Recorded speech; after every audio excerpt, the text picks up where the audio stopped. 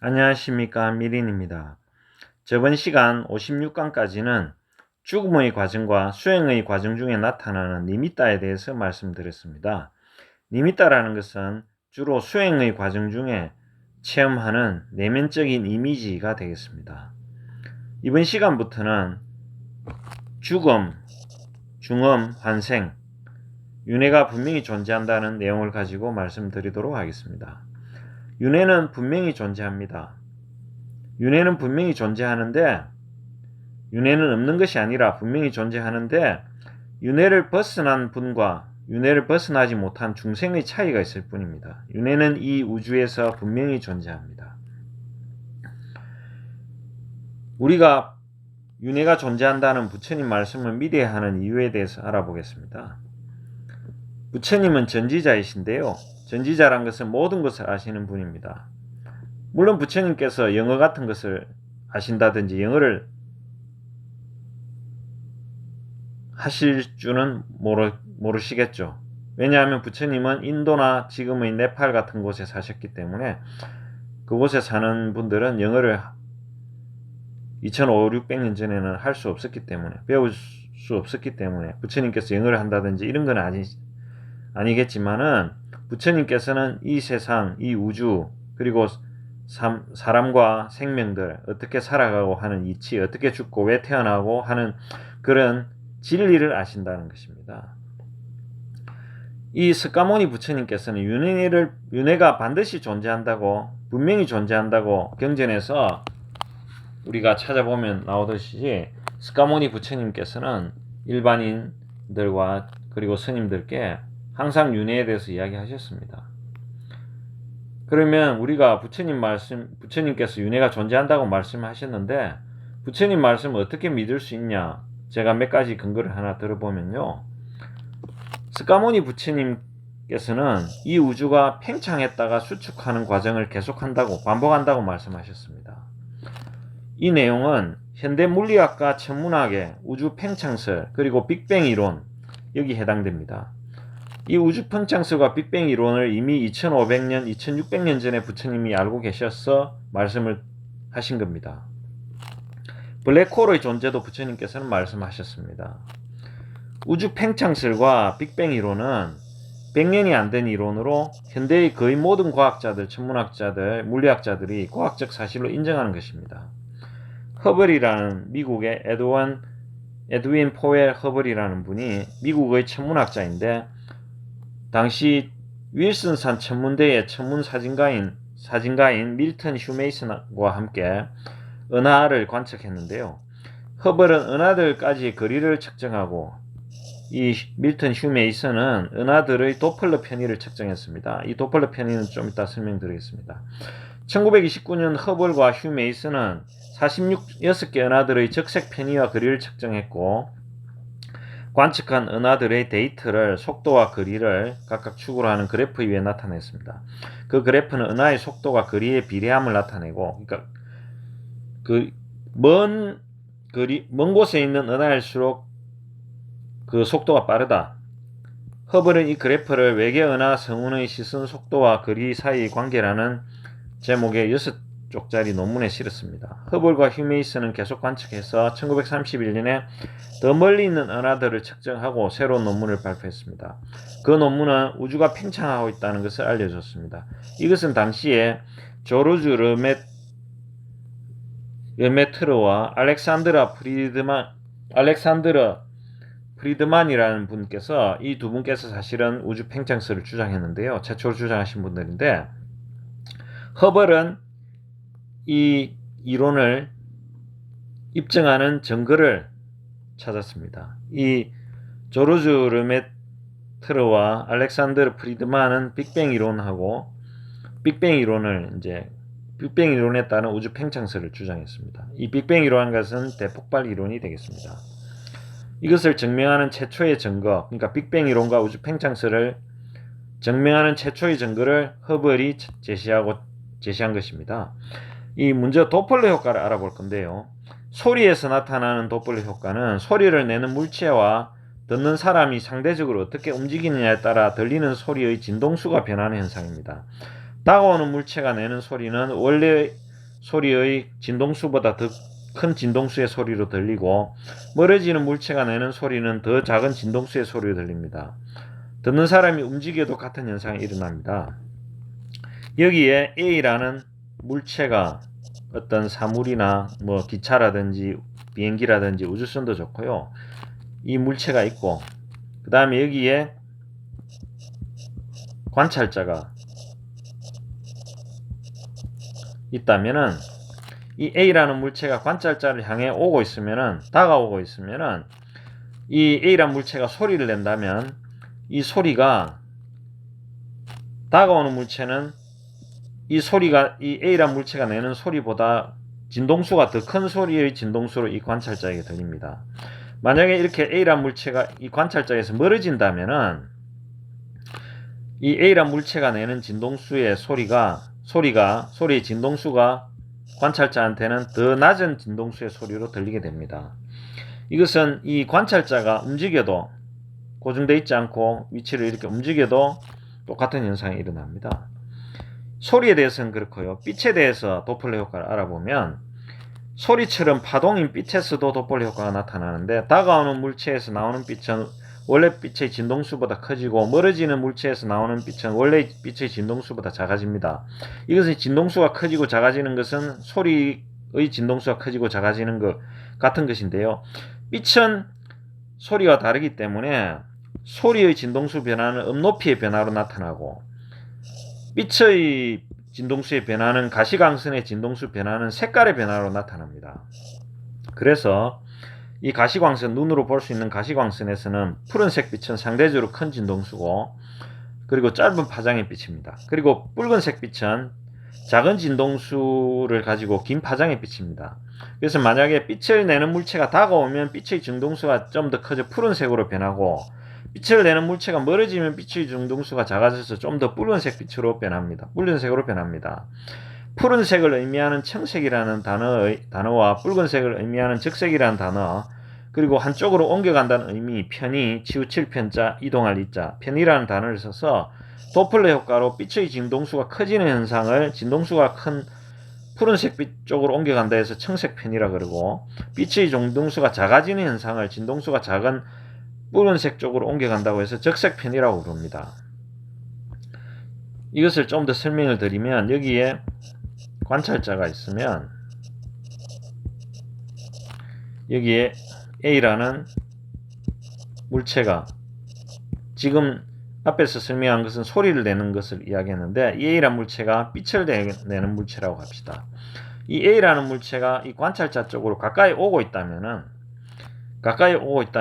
푸른색 빛을 내고, 이렇게 멀어진다면 붉은색 빛을 낸다는 것이 되겠습니다. 그래서 우리가 여기에 어떤 관찰자가 이렇게 있으면,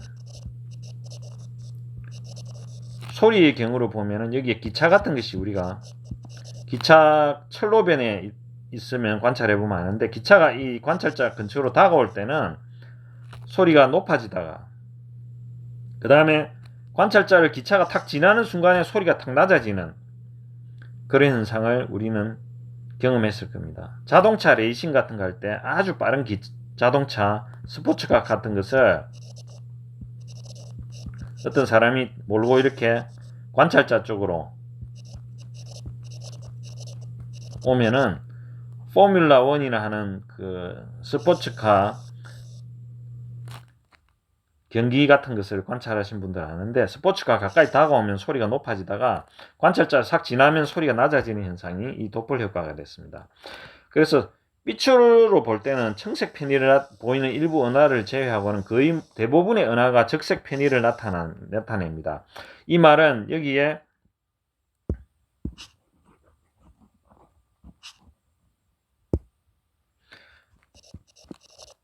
관찰자가 있으면 이 은하들을 이렇게 관찰을 해보니까 이 은하들이 빛이 가까운 은하, 이렇게 먼 은하 이렇게 있을 것인데 먼 은하일수록 이렇게 붉은색 빛을 띠고 있더라 라는 것이 적색 편의 현상이 되겠습니다.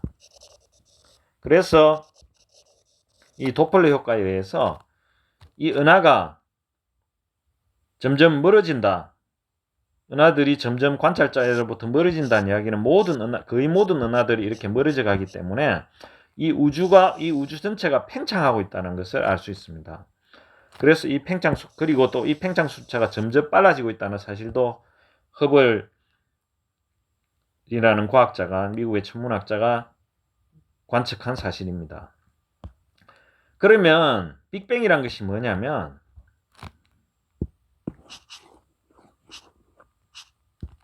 이 우주가 이렇게 지금 이 우주가 요 크기라면 점점 이렇게 커져간다는 겁니다. 이 우주가 점점 커져간다는 것은 거의 모든 과학자들이 인정하는 사실이거든요. 이렇게 시간이 갈수록 점점 우주가 커져가는데 반대로 과거로 만약에 시간을 되돌린다면 이 우주가 이렇게 큰 상태에서 점점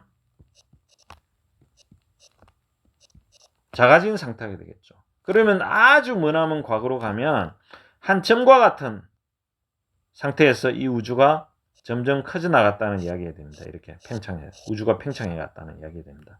그럼 이 점과 같은 이 상태에서 이렇게 갑작스럽게 이렇게 점과 같은 상태에서는 고온 고압, 엄청난 고온, 높은 온도와 높은 압력을 가진 점과 같은 조그마한 원자 정도의 작은 크기였다가 이것이 큰 폭발을 일으켜서 이렇게 우주가 팽창을 해나가고 지금도 팽창하고 있는 중이란 것이 밝혀진 사실입니다. 그래서 빅뱅이란 말은 영어로는 빅이란 말은 크다라는 뜻인데 뱅이란 말은 폭발이라는 뜻입니다. 아니면 또는 총소리 같은 거 뱅뱅뱅 이렇게 할 때 영어로 폭발 또는 뭐 이런 터지는 소리 이런 뜻입니다. 그래서 빅뱅이란 것은 대폭발 이론이 되겠습니다. 대폭발 이론이 빅뱅 이론인데요. 그러면 이 우주가 계속 이렇게 팽창만 해갈 것이냐? 우주 진동설이라 그래서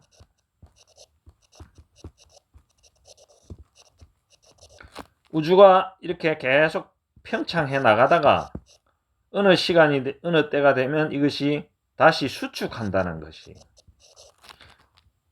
우주 진동설이 됩니다. 우주 진동설이란 것은 이 우주가 팽창하다가 지금은 팽창하고 있지만 다시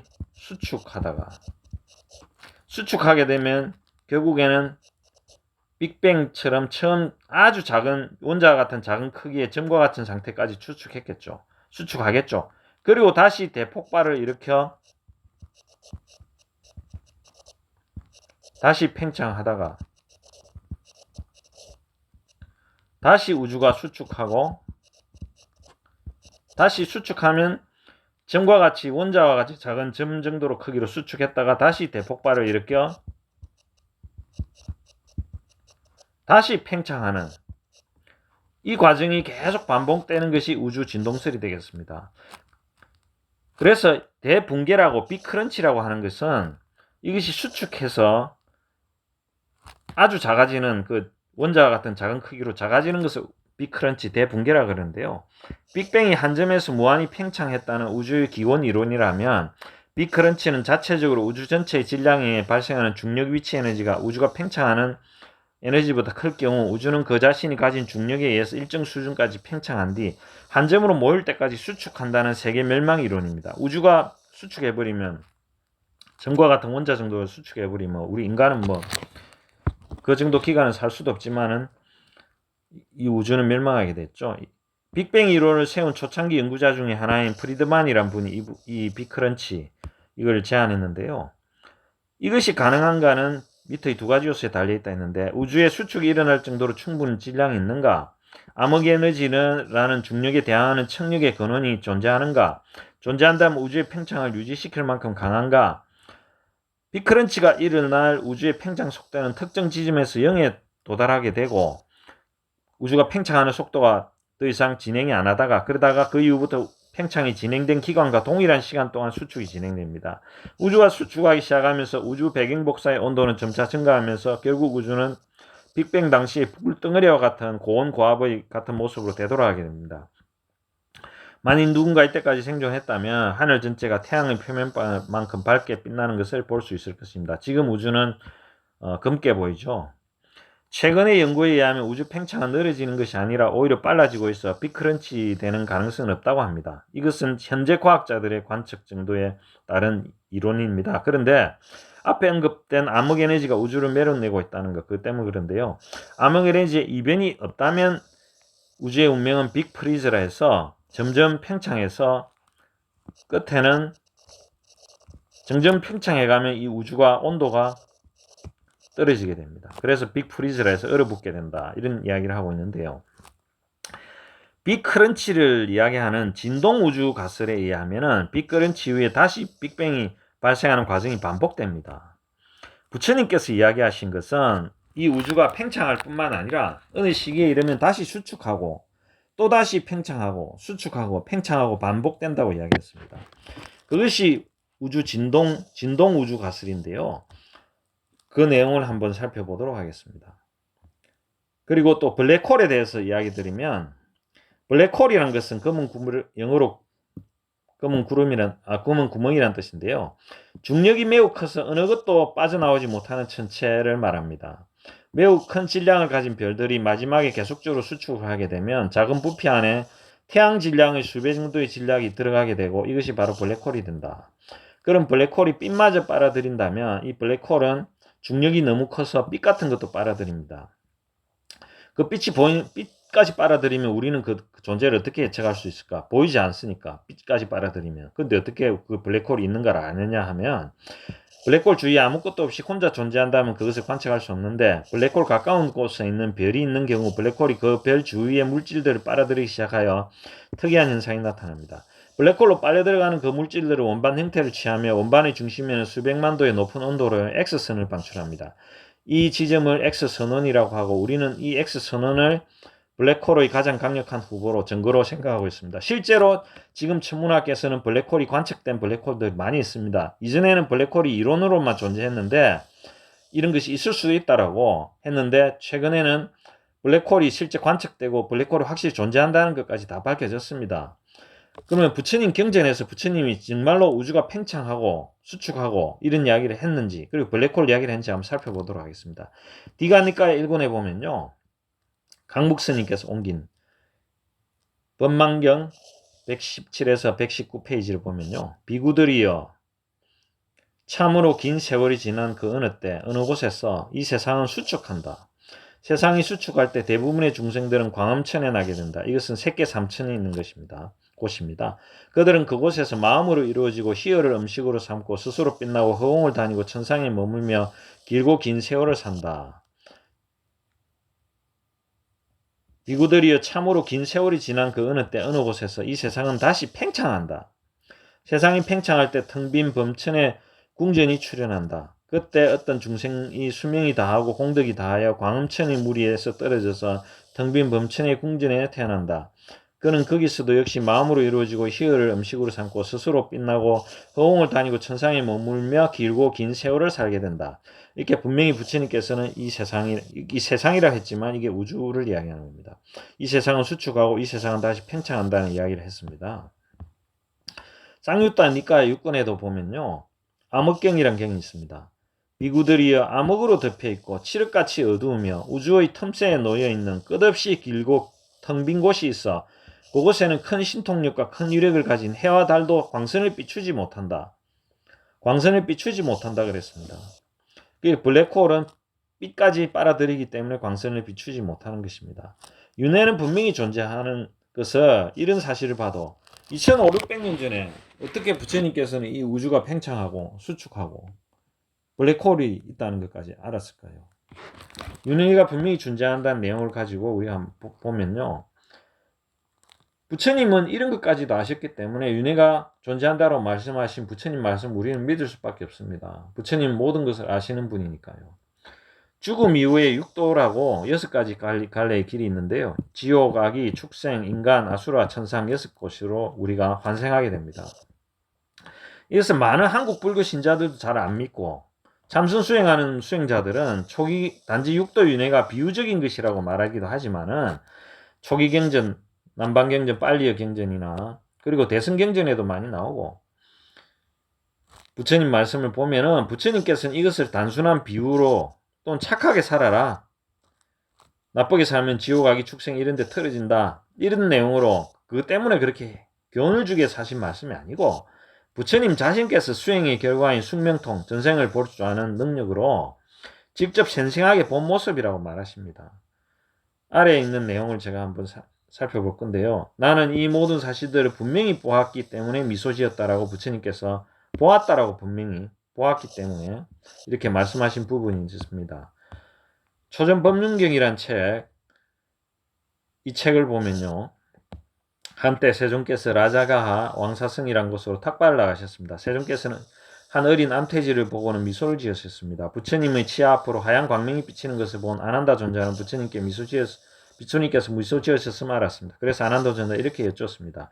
세종이시 무엇 때문에 미소를 지으십니까? 세종께서 어린 암태지를 가리키며 말씀하셨습니다. 저 어린 암태지가 보이느냐?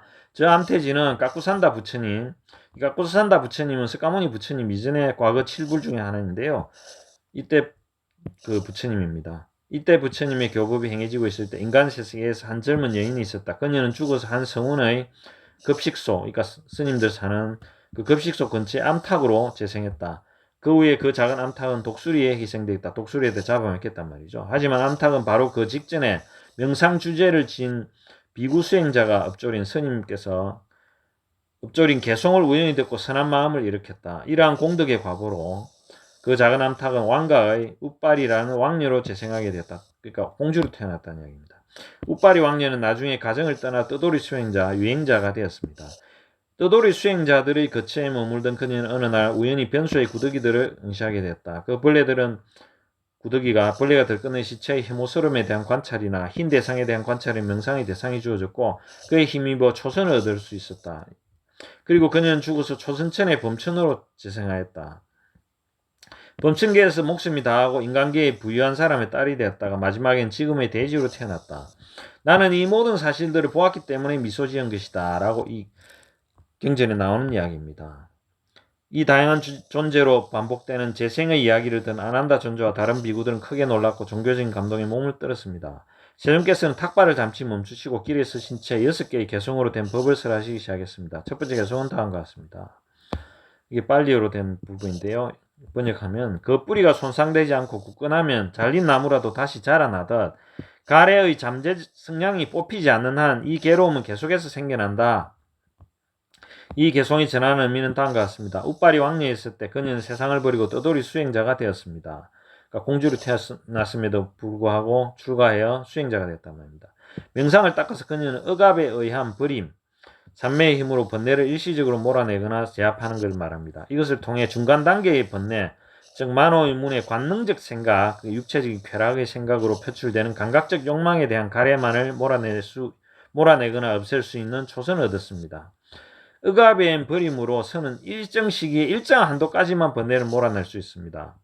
초선의 경지에서는 일정 시기 일정 한도까지만 몰아낼 수 있죠. 완전히 뿌리 뽑힌 게 아닙니다. 그래서 여기 개송에서 나무가 뿌리가 손상되지 않으면 다시 자라난다 했습니다. 그렇듯이 그녀는 초선을 얻었을 때 감각적 욕망에 대한 가래를 몰아낼 수 있었고 나중에 범천계로 그래서 다시 다음 생에는 범천계로 태어났지만은 천상세계로 태어났지만 하지만 그녀는 인간 세계의 부유한 사람의 딸로 다시 태어났고 떨어져서 범천계에서 감각적 욕망에 대한 가래는 성스러운 도로 근절되지 않았기 때문에 다시 일어났습니다. 초선의 경지에서는 다시 일어났습니다.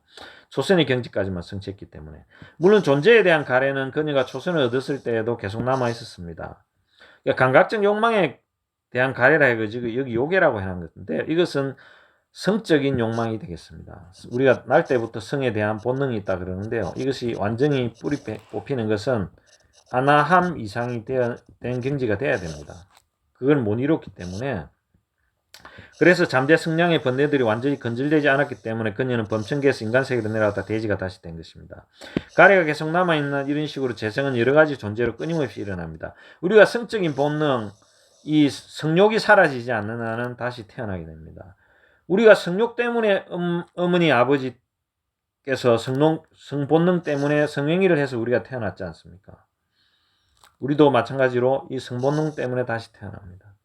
범천계에서 돼지 존재로 내려온 이 이야기와 관련하여 옛 사야들은 이러한 금언을 남겼습니다. 범천계에서 그녀는 밝게 빛나고 돼지우르에서도 그녀는 즐거워했다.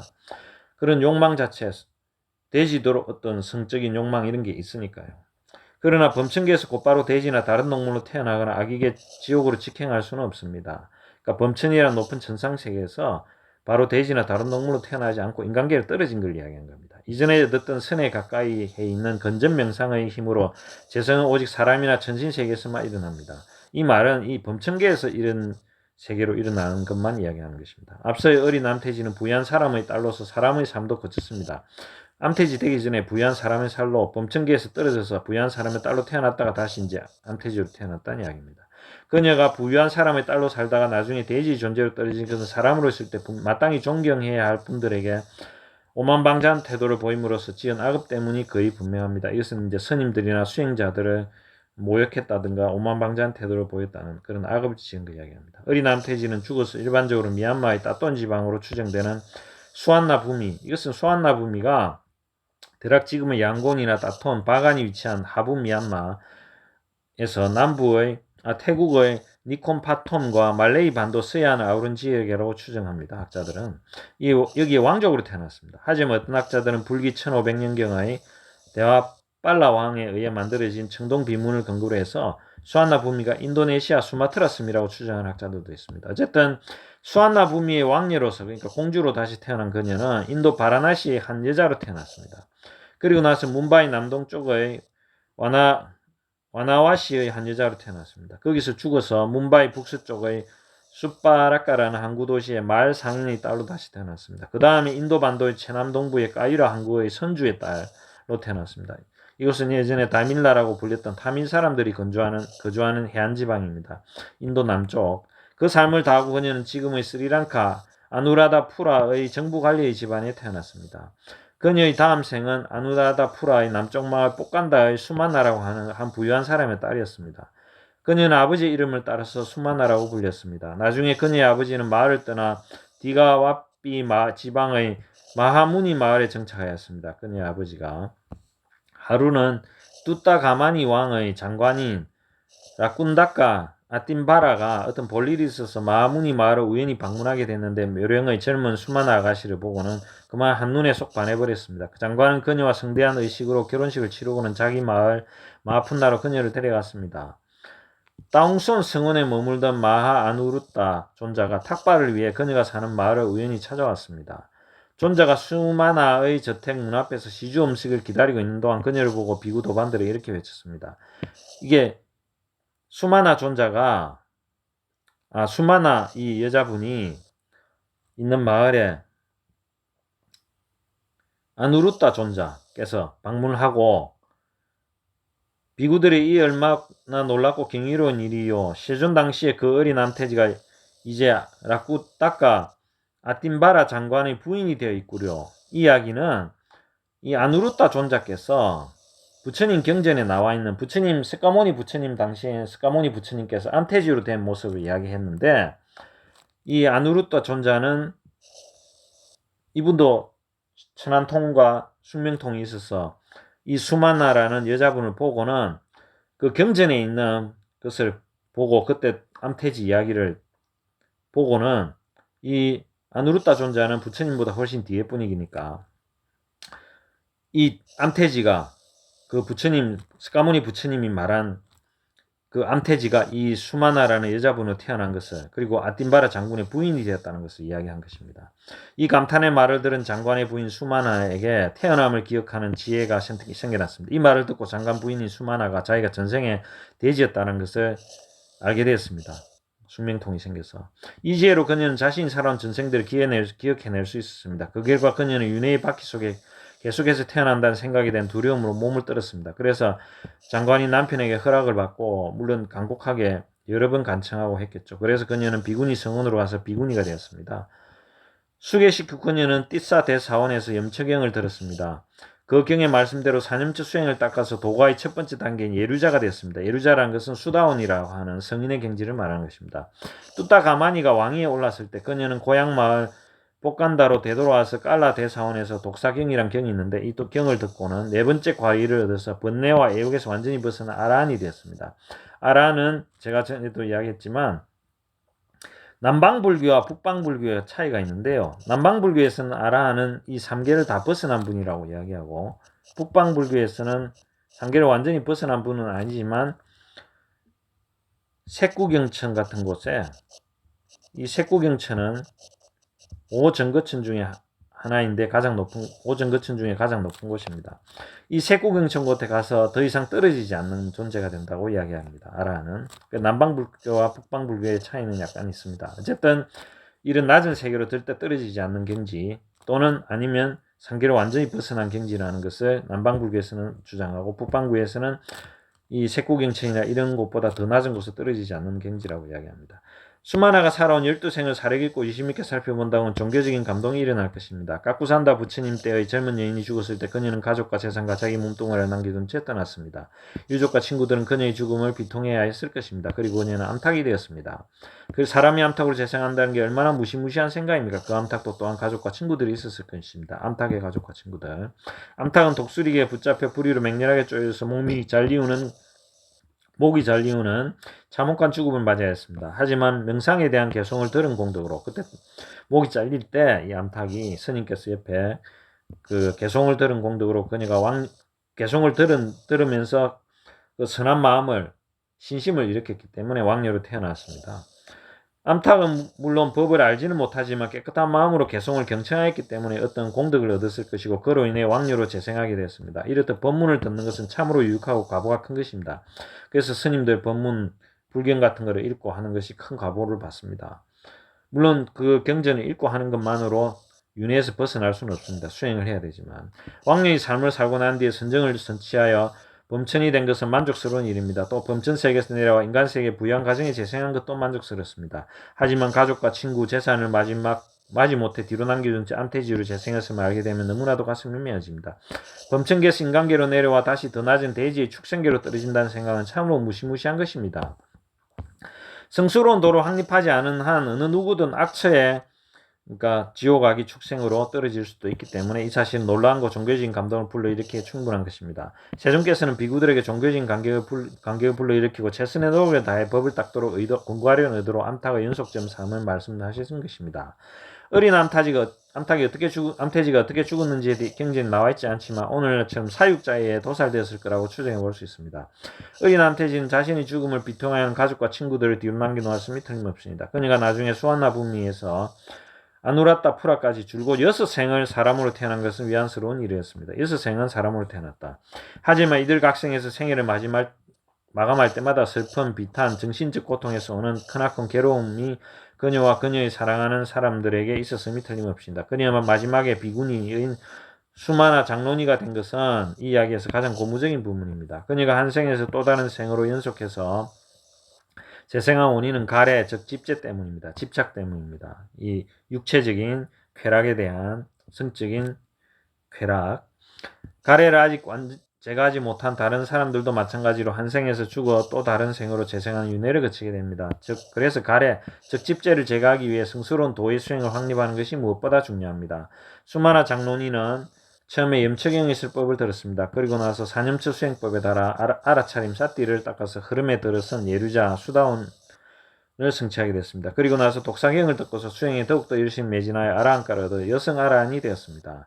그녀에게서 가래, 다른 말로 해서 일어남은 완전히 제거되었습니다. 그리하여 그녀는 더 이상의 재생이었고 완전한 열반에 든 뒤에 평화를 누릴 것입니다. 이 반열반이라는 것이 완전한 열반이라는 것입니다. 그리하여 수마나 장로니는 도반들에게 현생의 생명력인 수명의 쌍카라, 수명을 유지시키는 힘이 다하고 나면 완전한 열반이 될 것이라고, 반열반이 될 것이라고 말해서 선언하였습니다. 반열반이란 것은 완전한 열반이란 것은 살아생전의 열반에 든 것과는 다르게 표현해서 반열반이라는 말을 하는 것은 살아생전에 열반에 드는 경지에 이르러도 육체를 가지고 있기 때문에 이 몸뚱아리는 고통이 있습니다. 몸뚱아리는 고통이 있기 때문에 부처님조차 몸뚱아리는 가시에 찔리면 아프기도 하고 고통이 있기 때문에 이 육체를 버리게 되면은 육체가 없으면 완전한 행복만이 있는 경지가 되겠죠. 그러자 비구와 비구니 도반들은 그녀에게 전생 이야기를 해달라고 간청했습니다. 나는 까꾸산다 부처님 당시 한 여인이었습니다. 거기서 죽어 암탉이 되었습니다. 독수리에게 목이 잘리고 잡아먹혔습니다. 그리고 인간 세계에서 왕녀가 되었습니다. 이렇게 쭉 이야기를 했습니다. 그녀는 복간다 마을의 마지막 생까지의 자신의 전생들을 계속해서 이야기했습니다. 그녀는 다음과 같은 말로 끝을 맺었습니다. 이분이 이 아라한이 됐지만 많은 생을 이야기했지만 모든 수억급의 생을 다 기억하는 것은 아닙니다. 그것은 부처님만이 기억할 수 있는 것입니다. 아라한이라 하더라도 여러 생을 기억할 수는 있습니다. 그래서 나는 각각의 생에서 삶의 오르내림과 부침을 겪으면서 12생을 살아왔습니다. 12생을 이분 아라한이 경지에서는 12생을 기억했다는 이야기입니다. 이 마지막 생에서 나는 윤회의 염증을 겪게 비구니가 되었고 마침내 아랑가를 얻었습니다. 나는 여러분들과 같은 고귀한 비구와 비구니 모두에게 알아차림으로 정진해서 개정해를 완벽하게 확립할 것을 간곡히 부탁합니다.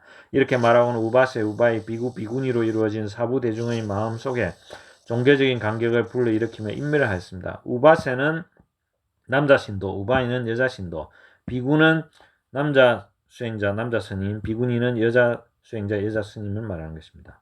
이 어린 남태지 이야기는 법구경 주석서에 모두 나와 있습니다. 이번 시간은 여기까지 하도록 하겠습니다. 들어주셔서 감사합니다. 성불하십시오.